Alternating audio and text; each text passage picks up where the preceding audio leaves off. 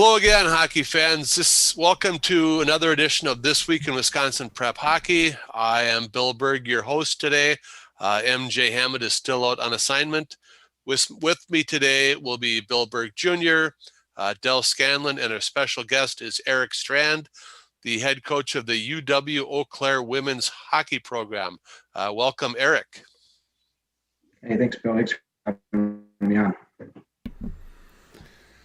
So we'll get started with this season. Obviously, you guys are playing a very abbreviated season this year, getting ready to start soon. What's that been like getting prepared, keeping the women engaged and ready to go as you prepare to get started with this abbreviated season? Well, it's had its moments for sure. It's right from the beginning with our year starting. We just our communication with the team from the beginning has been very very much having them be prepared for the ups and downs. We've gone through a few different times where you watch that spike with COVID in November, and it's just like, holy cow, what's this going to do?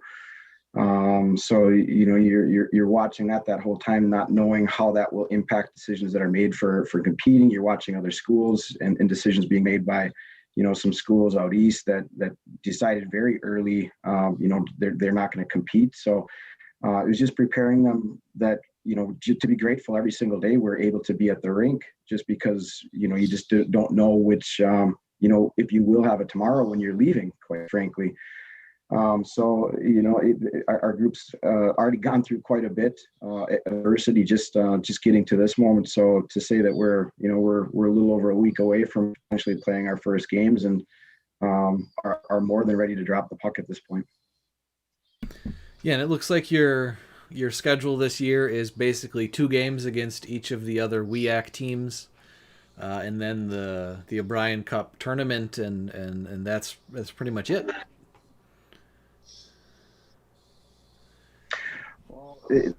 We didn't put the NCAA schedule out there yet. That's what we've got 2 different conference schedules depending on what gets decided or finalized with that. Right now, the NCAA's are an option. So really the only change that might be is with the format, potentially, if all of a sudden the NCAA tournament isn't an option from the standpoint of it being held. If none of our teams qualify for it or look like they'll qualify for it, I think they'll keep the tournament, the O'Brien Cup schedule as it is. But if for some reason the NCAA gets together and there's not enough conferences to play or whatever it's decided, we've got a different format for that, just to try to maximize the opportunity for our players. But it's an extremely condensed schedule, no doubt. I mean, we've usually played that many games by middle of November, end of November. But I think you talk with any one of our players, especially our seniors, if they have the opportunity to play 2 games this year, we're excited about that. So you guys graduated a couple All-Americans last year and a lot of talent. 3 straight NCAA tournament appearances. Before this all happened, you had high expectations, I assume, coming into this year as well? Yeah, every year, the last few years, it seems like the team's become a little bit stronger. Lessons learned from the prior year passed down, and the group continues to be hungry. So, with the way that last year ended, obviously a couple of great All-Americans on top of the other seniors that left us, and the wealth of experience that they had gained. This year we're really young. We've got 9 freshmen that with 8 sophomores. So, the majority of our roster this year is underclassmen. But with that being said, you have that energy too that comes in with the youth. We're really excited about this class that came in and how they complement what we brought back this year. For me, it's every day's been kind of like a kid going the day of Christmas. You have this toy that you want to play with, and show it off to all your friends. And we're hoping that in another week we're going to get that chance, because we've been very happy with what we've seen at the rink so far. Just as far as just the skill, the grit that we brought, and just the way that they're bonding in a very short period of time. We're pretty excited for this group to hit the ice. You mentioned you had 9 freshmen this year. 7 of those freshmen are from Wisconsin, which is fantastic. Yes. Hattie Verstegen, Taylor Meyer, Maddie Jablonski, Amber DeLong, Eden Gruber, Josie Matheson, and Abby DeLong. All of them played high school hockey as well, which in our mind as Wisconsin Prep hockey is even better. So that's fantastic. 7 freshmen, 13 Wisconsin players overall. In your tenure at the team, your first season you had 7, second season 8, and then 11, 11, 11 each of the next 3, and now you're at 13. Is recruiting in state a focus of yours? Absolutely. One of the things, and we talk about this with our recruits too, is, we're trying to grow our program so that, we want every player that we're talking to first want to be a Badger, but if it's not going to work at the Division I level, we want to be the best option at the Division III level. And that's a pretty bold goal to take, because there's some very good institutions that we're competing against for these players.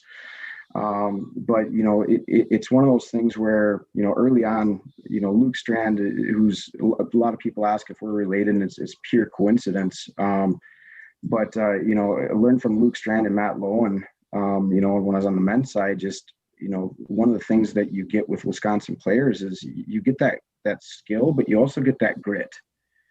And it comes, quite frankly, in my opinion, and I can say this because I'm from Minnesota, but the entire time that they're growing up, they're always being compared to Minnesota kids, and they're always hearing about how great Minnesota is. And at the end of the day, the best Wisconsin players would be at the top teams and on top lines in the state of Minnesota too. So you're getting this player who's not only passionate, but they've got the skill and the grit. And, for us, it's 2 years ago, when we actually did play in the NCAA quarterfinal games, 5 of our 6 players that started the game were Wisconsin kids. And if the Minnesota kid wasn't so good, it would have been 6. So, it's just a lesson I learned very early on, that I believe, to have success, you need that hybrid and that combined team where you've got the mix of Minnesota kids and Wisconsin kids, and the geography even for the Minnesota kid plays a role in it. So we try to be as diverse as we possibly can. And, I just couldn't be more happy with what we've been able to do and how we've been able to grow that numbers. I mean, going back to Badger Bob Johnson, it was one of his biggest undertaking was how can we grow Wisconsin hockey? So, in trying to fulfill that message too, or that goal, it's a big part of our focus. And, we hope that continues. And if it continues to grow, that's phenomenal for us. You mentioned Madison at the top. I remember way back in the day when Barry Alvarez took over as the football coach.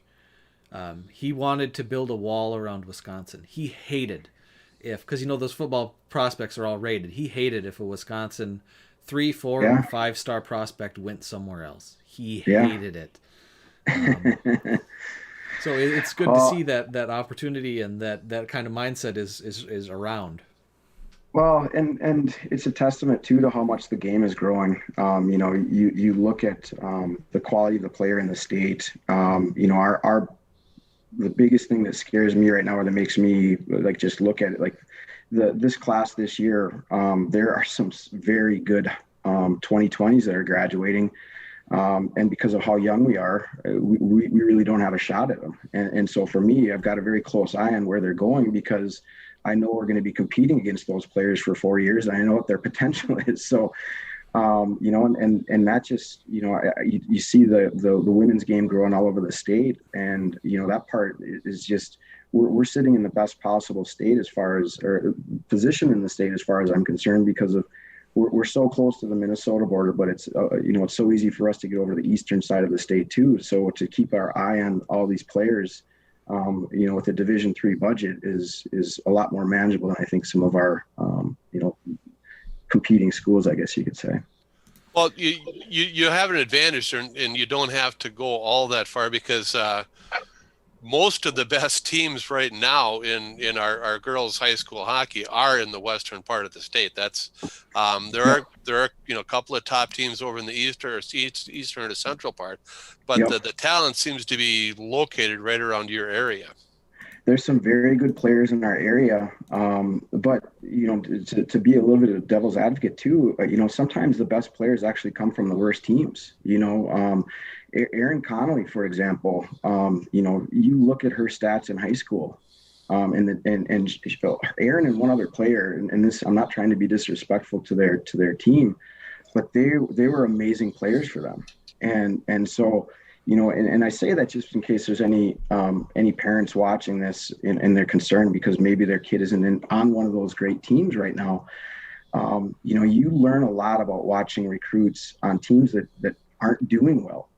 Because you want, for me, when I'm watching players, you want to see how do they deal with that adversity, because when they get to college, it's not smooth sailing, and it's not just UW Eau Claire, it's any school.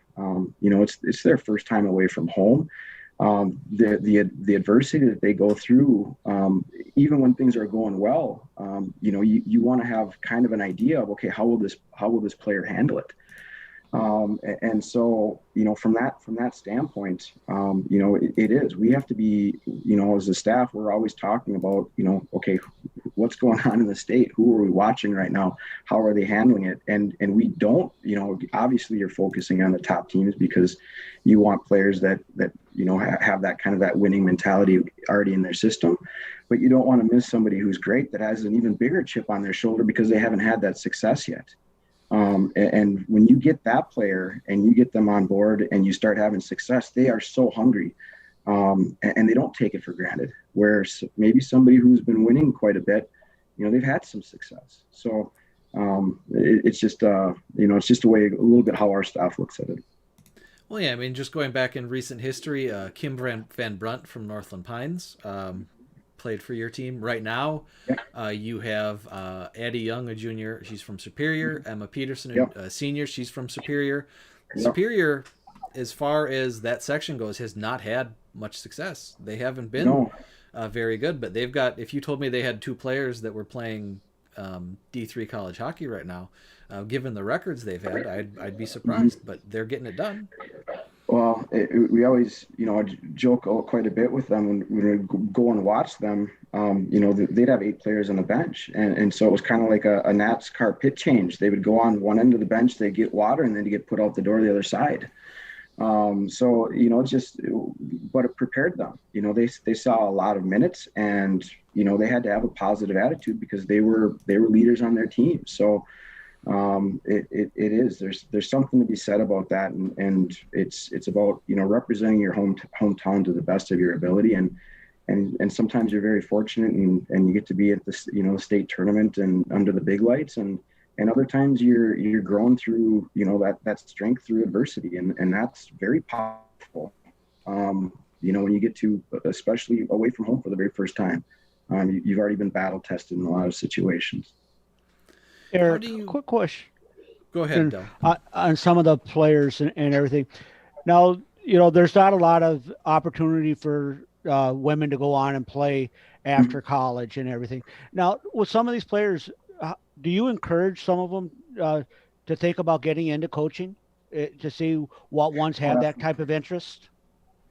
Yep, absolutely. We try to always keep a spot open on our staff, and it's true D3 budget where we're very open about that too. Your pay is whatever it is times 0. It's more, you're going to get the experience, and hopefully with us being at the, we hope to continue the national spotlight, so to speak. That will be a resume builder and a true, I guess, old school internship for a certain side of things. But you look at both the Bowers that just graduated, Emily and Elizabeth Bauer. Elizabeth is continuing on helping out a lot with TW. Erin Connolly that's done. She's trying to go off on her own and create her own goaltending school. She's actually a volunteer assistant with us this year. Emily Bauer's helping out with the steel in town. She wants to get more into the the management side of things.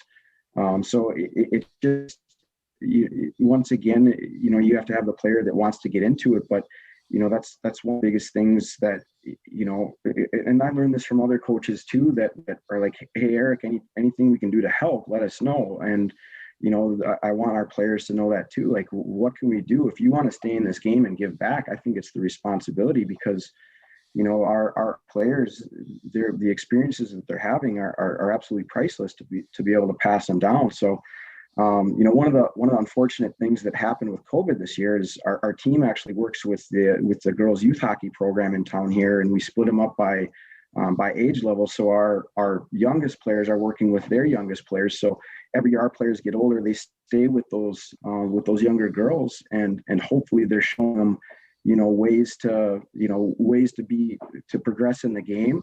And they're out there once a month. Each player's out there once a month. So every week they have blue goals on the ice with them. And we're just trying to grow the game a little bit. And at the same time, it's providing that experience for them to see what it's like to be a coach and, direct players. And, especially in the higher levels, if they're watching a game and they're seeing their mistakes, maybe they're learning a little bit too, that'll help them with our games, and how frustrating it can be to be a coach when you're trying to teach.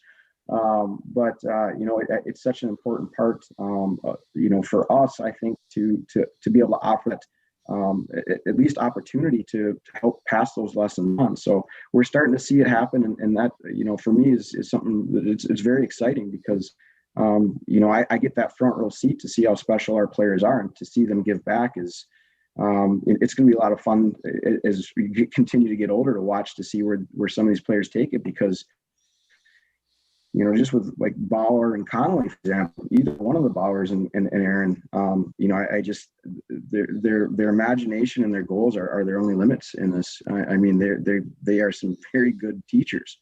So, I hope that they're not the first or the last for us.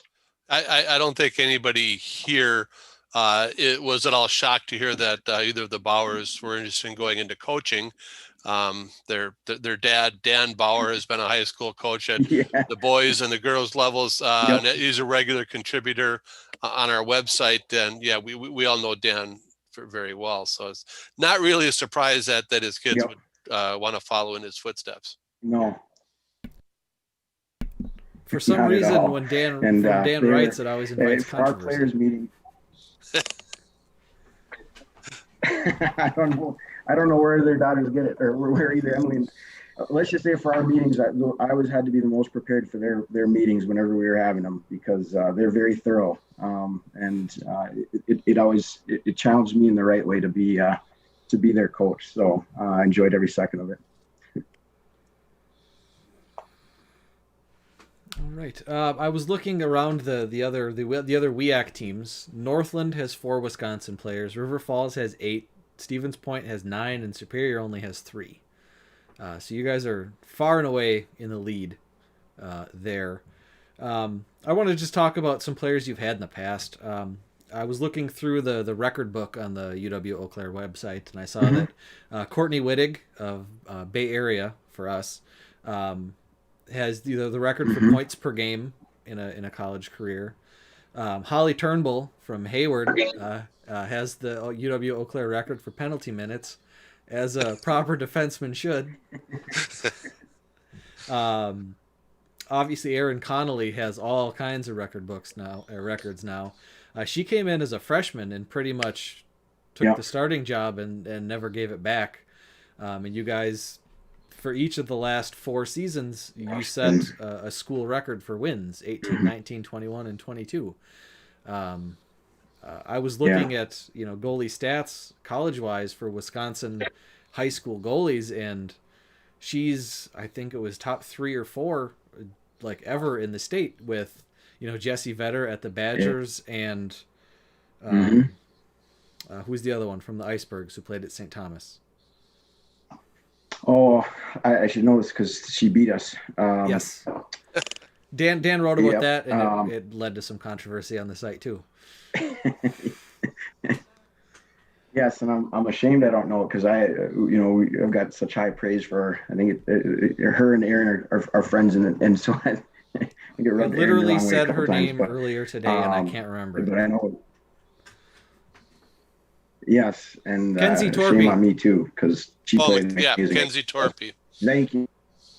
Yes. Yep.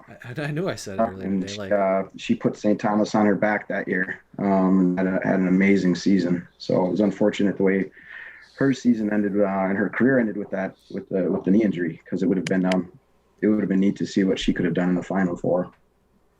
Have you been following But no, the Wisconsin. Go ahead. Oh, I was going to say just a comment on the Wisconsin players you listed.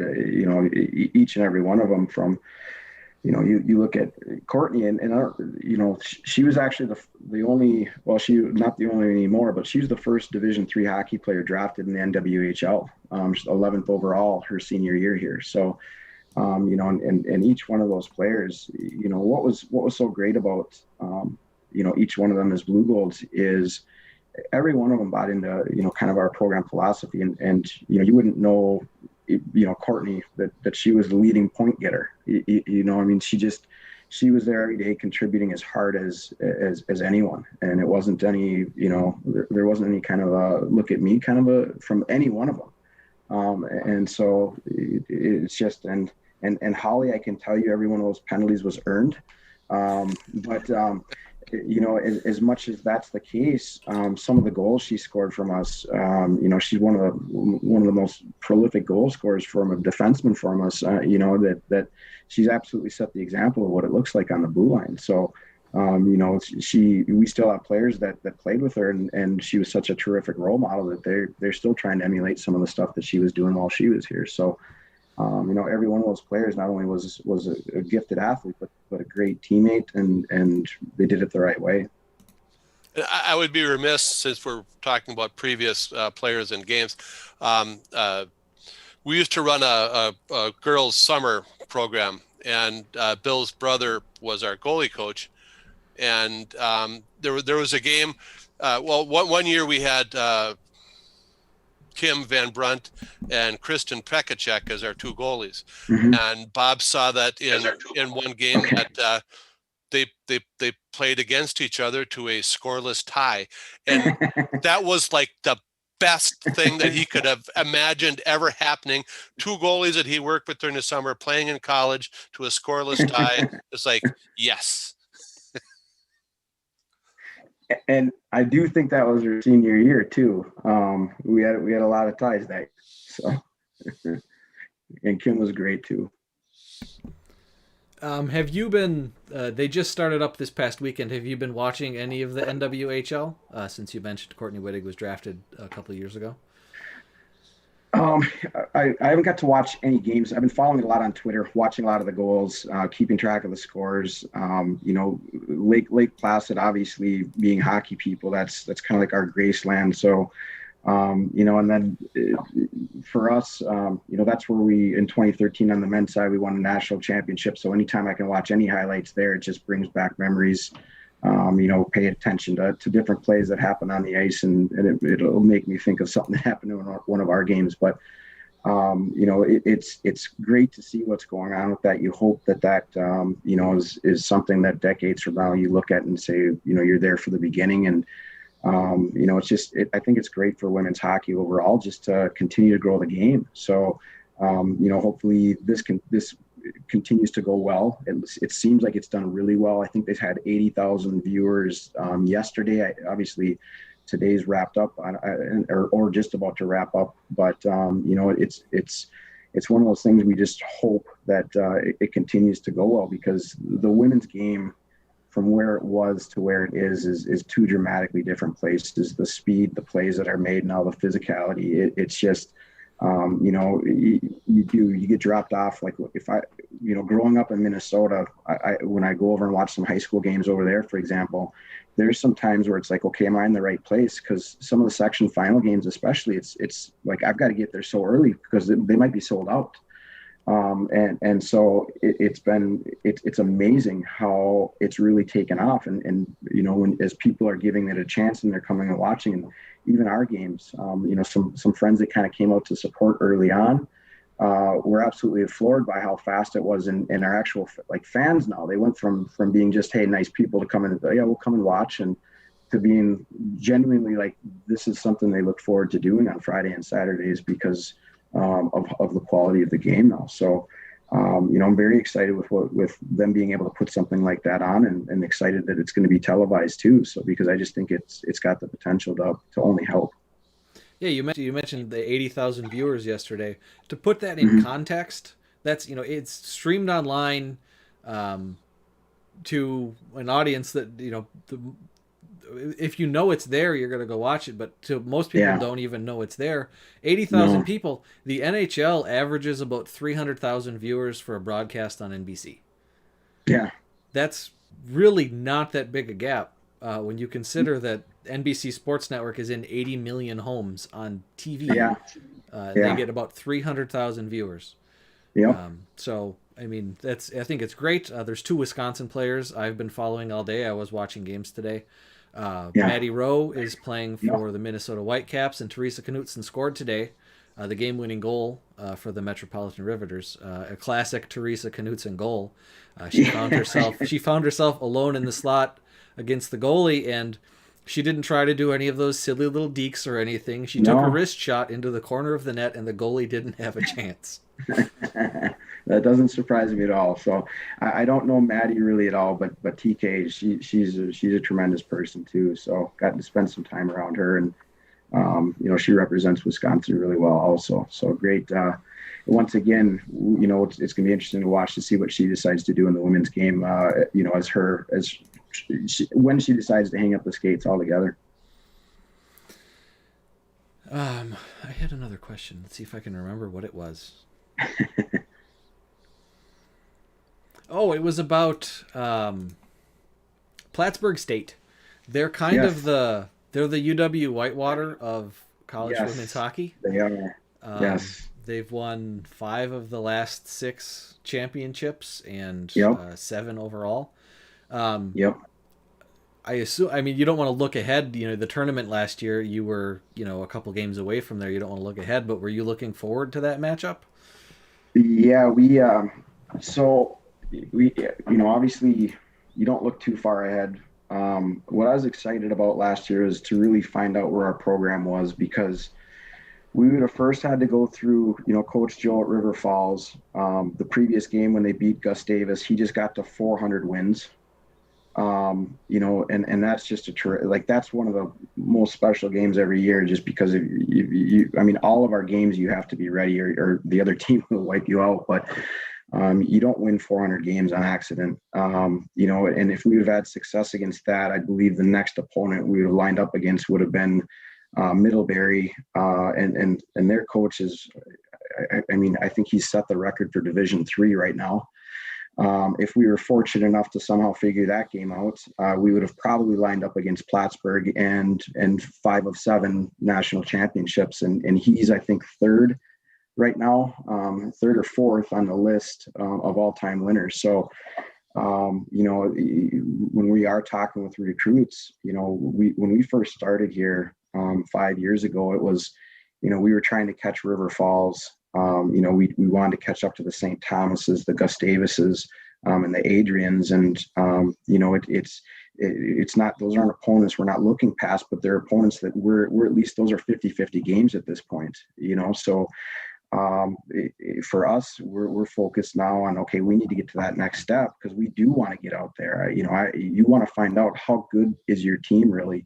And if we ever line up where Plattsburgh's on one blue line and we're on the other, we're doing a lot of things right, and we'll be able to answer that question, because what a tremendous program. That's just, a couple of years ago they won 4 in a row, and to win 1, just to even get to 1 is tough, but to actually win it, 5 of 6 is just, it's incredible. So you want to find those opponents, you want to play those opponents, and those are tremendous games, and hopefully someday we're able to figure out how to get by River Falls or whoever we're at in the quarterfinals to take that next step and get closer to them. But it's going to take a lot of work. There's no doubt about that.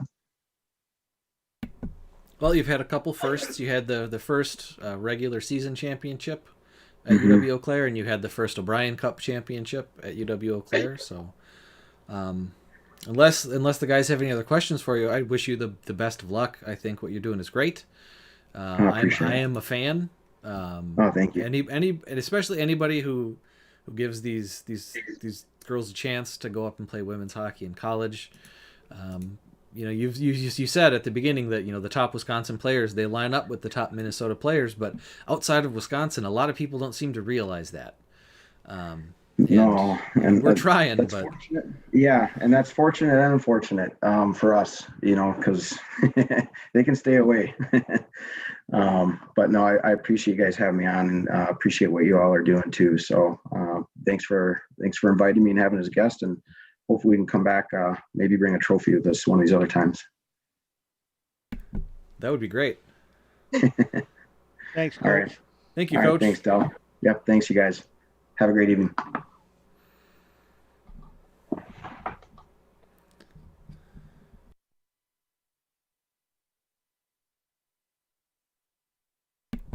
Hockey's fun. You're on mute. That was breathing hard. Yes, all right. That was fun. Let's get back to our regularly scheduled program. And I believe Dell is going to take us through the Wyndham Garden Inn of Madison and Fitchburg Players of the Week. Dell. Thank you, Burglar. This week we have a goaltender on the girls' side that is our Player of the Week. She had 2 shutouts last week and hasn't allowed a goal in her last 4 games. On Monday, a 1-0 win over the Eau Claire area Stars. She had 21 saves. And then on Friday, in a 7-0 win over Superior, she had 17 saves. And our Wyndham Garden Madison Fitchburg Player of the Week for the girls is Lauren Sobzak. And she is our girls Player of the Week. Also nominated this week was Samantha Federici from Central Wisconsin. Actually, I forgot to update that from last week. Also nominated this week were Alicia Smith of the Eau Claire Area Stars and Nikki Oland of Hudson. Oland was also last week's winner. I forgot to update the notes. That's okay. I should have double checked. On the boys' side, on Monday, with 2 goals and 2 assists in a 10-0 win over Menominee. Thursday, he had 2 goals, 1 assist, and a 5-4 loss to Hudson. And then Friday, 2 goals and 3 assists and a 7-2 win over Hayward. From Eau Claire Memorial, the old Abes, Joe Kelly is the boys' Player of the Week. And also nominated this week was Jacob Sankey of Spash. And those are our Wyndham Garden Madison Fitchburg Players of the Week. And with that, we'll turn it over to Bill for our top 6s. Whenever somebody says something about Joe Kelly, I think they're talking about the pitcher for the Dodgers. And it messes with my head. Because Joe Kelly is kind of a generic name. Hi, I'm Dave Smith. Hi, I'm Joe Kelly. All right. We have 3 unanimous number 1s this week. Boys Division 1, number 1 is Hudson, 2 is University School, 3 is Notre Dame Academy, 4 is Madison Edgewood, 5 is Chippewa Falls, 6 is KMMO. I can't believe I didn't notice this earlier. I've been following Chippewa Falls all season, and I didn't notice that Bridger Fixmer, their superstar goalie, has only played 3 games this season. I checked with Brandon Berg, no relation, at the Chippewa Herald, and he believes that he was hurt earlier in the season, and he has been out. He's only played 3 games this season, so the Cardinals have been doing pretty well without him. Are you saying Brandon Berg is no relation to Bridger Fixmer? Brandon Berg is no relation to me. Oh, okay. So probably not to me either. I would hope not. Okay. Otherwise, you were doing something.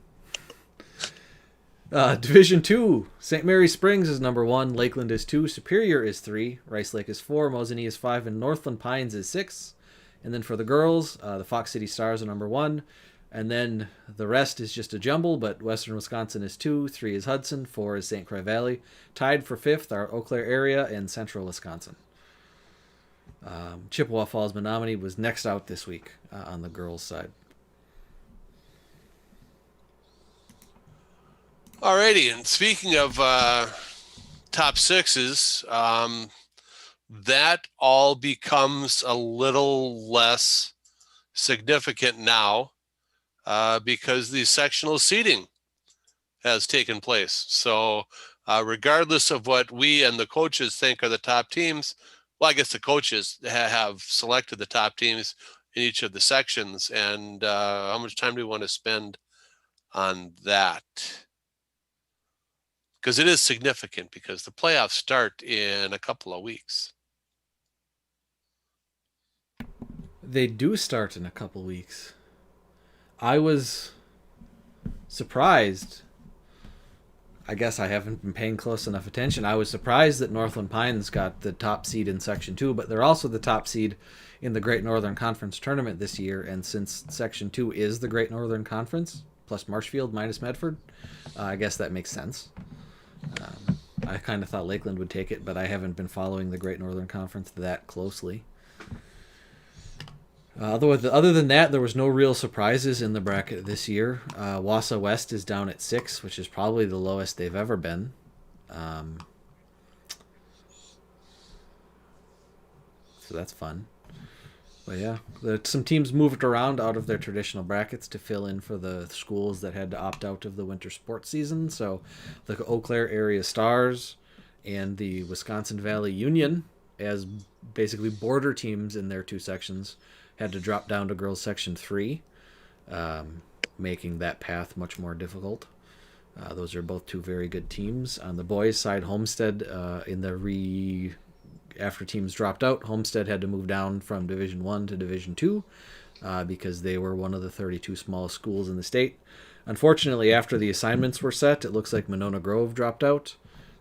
So that section, Division 2 Section 4, only has 7 teams instead of 8. So the Division 2 tournament is only 31 schools instead of 32. They didn't want to drop down another team after they had already announced the assignments. Probably would have been Waunakee, who just moved up from 2 to 1 due to school population last year. They probably would have moved back down for the tournament. Yeah, you talk about Northland Pines. I mean, we were talking early in the season that, maybe, we knew Northland Pines graduated a lot of seniors last year. I think they had 12 on their roster last year at the state tournament. And they so graduated a whole team. Yeah, Northland Pines was done. I mean, they opened the season, losing, 5-2 to Rhinelander of all teams, So, yeah, obviously Northland Pines can't be any good.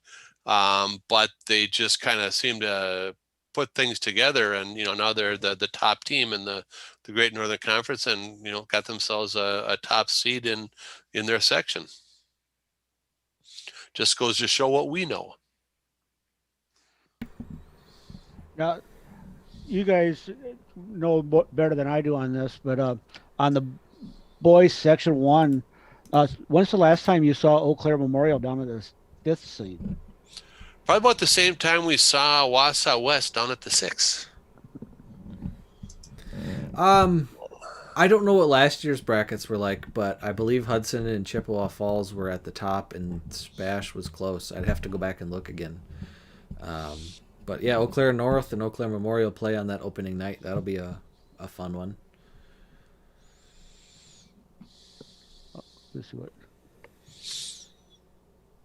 Yeah, Wausau on February 2nd, you got the 3 games. You got Barron against Rapids, Wausau West against Merrill, and then DC Everest against Ashland.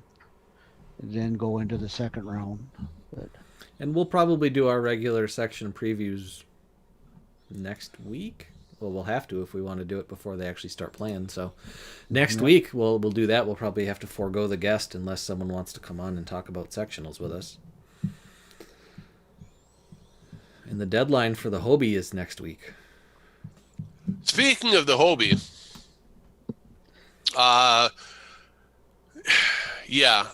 we're not doing well. I did contact Jim Hayes, as I said I would last week. And as of the 19th, which would have been what, Tuesday? Wednesday? Tuesday? As of the 19th, 22 boys teams and 5 girls teams. That's all he had. Nominations. And that's not good. We could do better than that. Coaches, nominate somebody. Parents, find out if your coaches have nominated anybody. If they haven't, tell them to do it. Booster clubs, find out if your team has nominated anybody. And if they haven't, tell them to do it. Get those in. It's a good program. It's about character and dedication to hockey and sportsmanship and all that is good in the world. So find someone in your team who deserves recognition and nominate them. As we said before, this is the year that this recognition really needs to come out. A lot of the seniors, are kind of getting a little shortchanged on what their seasons are, and this is the time to recognize one of those seniors for what they've done. Exactly. I mean, as we just found out last week, the senior class tournament is canceled again for this year. So, it's a whole nother batch of, what do they normally have? 20 players from each. It's 160 players who aren't going to be playing in that senior class tournament on Ottawa Pond. The deadline is February 1st, which is a week from tomorrow. So get those nominations in. Given what Mr. Shafransky told us about the WIAA's trials and travails of finding a site for the state tournament, they went through several arenas before they landed on Southwood County. It is not surprising to me that there isn't an arena and a health department willing to let 160 hockey players converge on the small town of Waupun for the beer tent this year. The senior class tournament, that other people. Burglar's just there for the beer tent, but I'm not surprised that it's not happening. That's just the logistics of that, bringing 160 people in. It's a multi-day thing, so there's hotels and it's a lot for right now. I know there's a lot of people that are disappointed about it, but logistically, given everything we learned from Tom a couple weeks about what the WIAA had to do just to get a state tournament, I'm not surprised at all that the senior class tournament is not happening this year. It's disappointing, but it's the reality we live in right now. And if MJ was on tonight, he'd, say what a disappointment that is for Mason, who is a senior this year. Yes, I was going to, bring that up with MJ this year because Janesville started winning games. It looked for quite a while like Janesville was going to go Mason's senior season. They lost their first many games, but since that opening stretch, they are 4-3. So they've started turning things around and winning games, including beating Oregon 7-5. Oregon was briefly in the Division II top 6. So that's good for them. I have not looked to see if Mason tallied any points in those games. Well, I'm quickly looking. Let's see. He's got. He does have an assist on the season, and a penalty. Penalty's probably more fun. Well, it depends on the kind of penalty. Well, yeah. That's. Yeah, I would. Based on the past, I would have expected more penalty minutes from him. So apparently, he's gotten himself under control. Discipline. He's learned discipline in his senior season. Well, good on you, Mason. All right. Is there anything else? Dell? You're on mute. Dell's on mute. There we go. I really don't have anything else this evening. It's hard to believe that we're down to the final week of the regular season. We are down to the final week of the regular season. That means that as staff, we need to start compiling our award nominees. I was going to say that means that there are like conference tournaments coming up. That too.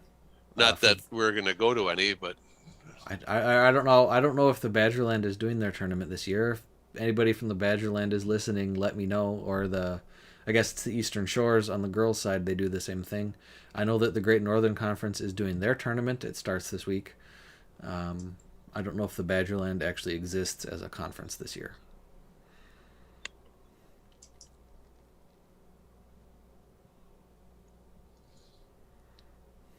Yeah, I'm just looking at the Fond du Lac schedule. They have Appleton United scheduled for Tuesday. They have Arrowhead scheduled for Saturday. They don't have any like TBDs out there, which is what you'd normally expect for their conference tournament. Yeah, I mean, yeah, Arrowhead is the 30th, and Saturday, that would have been the weekend of the tournament. So doesn't look like there's going to be one. Okay. That was our second favorite event of the hockey season behind the state tournament, the Badgerland Conference Tournament. Just based on history of the tournament, we would have seen Springs take their second loss of the season. Because as the regular season conference champion, they're not allowed to win the tournament. That was always the place with the most upsets. Okay. Anyway, thanks for being with us. Thanks again to our guest, Erik Strand from UW Eau Claire Women's Hockey Program. And thanks for all of you for putting up with us, for Bill Jr. and Dell and MJ. Oh, and hang in there to the Ice Princess recovering. Take care of her, MJ. You'd be lost without her. Anyway, come back next week. We'll try this again, and hopefully MJ will be here. Thanks again for listening, and good night.